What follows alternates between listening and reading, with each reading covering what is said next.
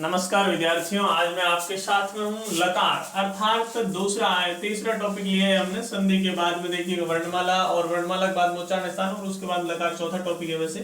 तो देखिएगा लकार, लकार का अर्थ होता है काल। हिंदी भाषा में जैसे काल कहते हैं ना, वर्तमान काल, भूतकाल, भविष्यत काल, तो उसी प्रकार से हमारी संस्कृत भाषा में देखिएगा लकार, लकार का अर्थ होता है काल, जैसे हम अंग्रेजी में कहते हैं टेंस। ठीक है ना। देखिएगा लकार काल, काल की परिभाषा क्या है भाई? वह अक्षर का समय बताती है अर्थात क्रिया का समय बताती है। क्रिया मतलब भूतकाल की है या भविष्यत काल की है, वही तो देखिएगा यहाँ पर लकार का अर्थ भी यही होता है काल, अर्थात जो क्रिया होती है किसी भी वाक्य में क्रिया प्रयुक्त होती है अर्थात अंतिम शब्द, वो उसका हमें समय बताती है, क्रिया का समय बताती है भाई क्रिया भूतकाल की है या भविष्यत काल की है या वर्तमान काल की है। जैसे टेंस की परिभाषा क्या होती है? Tense is the form of verb that show the time of action. Tense verb की वह फॉर्म है जो हमें एक्शन का समय बताती है। तो एक्शन का अर्थात जो क्रिया है, क्रिया का समय बताती है हमारे संस्कृत में, वे लकार कहलाते हैं। लकार में देखिएगा लकार जिसके 5 भेद है, मैंने आपको लिख करके भेज दिए है, वैसे मैं वापस लिख रहा हूं यहाँ पर। लट लकार जिसे वर्तमान काल कहा गया है। दूसरा जैसे लकार है लिट लकार, जिसे भविष्यत काल कहा गया है, भविष्यत काल। तीसरा जो लकार है मैंने बताया था लंग लकार, लंग इस प्रकार से लिखा जाता है, देख लेना, लंग लकार, यह जो है वो भूतकाल है। चौथा लकार जो मैंने आपको बताया था लोट लकार, अर्थात आज्ञार्थक काल। और 5वां जो लकार है वो है हमारे सामने विधिलिंग लकार, जो ईप्सितार्थक काल जिसे हम कहे विधिलिंग लकार। विधिलिंग लकार जिसे ईप्सितार्थक अर्थात इच्छित, ईप्सितार्थक काल। अब देखिएगा हमें क्या है कि लकारों के रूप याद करने जरूरी है। 5 लकारों के क्रियाओं के रूप याद होने चाहिए।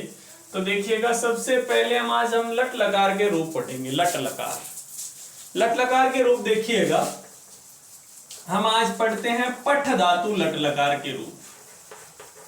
पठ धातु लट लकार, पठ धातु लट लकार अर्थात वर्तमान काल के पठ धातु के रूप पढ़ते हैं। हमें देखिएगा लकारों में क्या होता है, पुरुष होते हैं 3, तो एक तो प्रथम पुरुष, दूसरा मध्यम पुरुष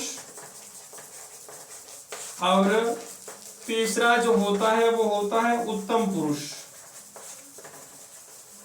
उत्तम पुरुष एक वचन,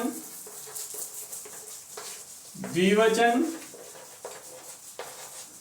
और बहुवचन, इनके तीनों रूपों में रूप चलते हैं, एक वचन, द्विवचन और बहुवचन।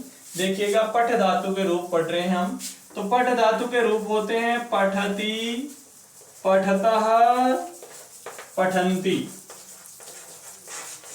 मध्यम पुरुष के रूप होते हैं इसके पठसि, पठथः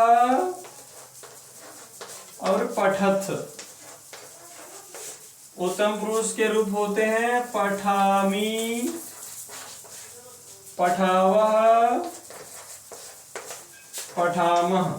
तो देखिएगा इसमें और ध्यान रखना है, एक विसर्ग होता है वो इसमें अलकार, अर्थात तो इन 3 में विसर्ग होता है, इनमें बाकी में विसर्ग नहीं होता है। तो देखिएगा पठ धातु लट लकार के रूप एकदम सरल है। पठति, पठता, पठन्ति, पठसि, पठतः, पठत, पठामि, पठावः, पठामः। अब देखिएगा यहां पर ये जो हमने इसके रूप लिखे हैं पठति, पठता, पठन्ति, अब इसमें क्या है कि पहले तो मूल धातु है, मूल धातु के साथ में हम क्या जोड़ देते हैं? अति, अतः, अंति, असि, अतः, विसर्ग है अत, आमी, आवह और आमा, ये चीजें जोड़ी जाती है।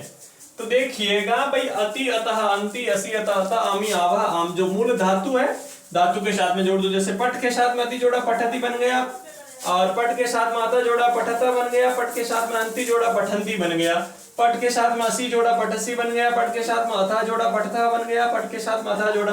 तो इसी प्रकार से यदि हम अन्य धातुओं के लिखेंगे तो भी ऐसे ही होंगे। तो आज आप इस प्रकार से लिखोगे, लिख धातु के रूप, एक तो लिख, होमवर्क है, लिख धातु के, हस धातु के, ठीक है ना, लिख और हस धातु के ही आपको होमवर्क में करना है। देखिएगा होगा कैसे, इस प्रकार से मैं बता देता हूं।